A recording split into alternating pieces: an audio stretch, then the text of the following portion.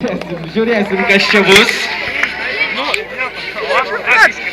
Aš tikiu, kad jūs visi taip pat esate matę kažką panašaus ir tai vyko, jeigu mano atmintis nešlubuoja, pernai metų žvaigždžių dienoje dėjimų konkurse.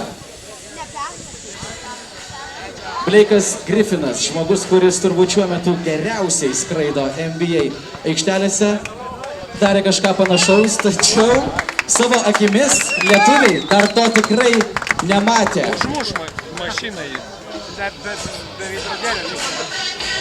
Automobilis geras. Seselė taip pat tikiuosi pasiruošus. Aš juokauju, pablokit Žydrūnas Kuodis!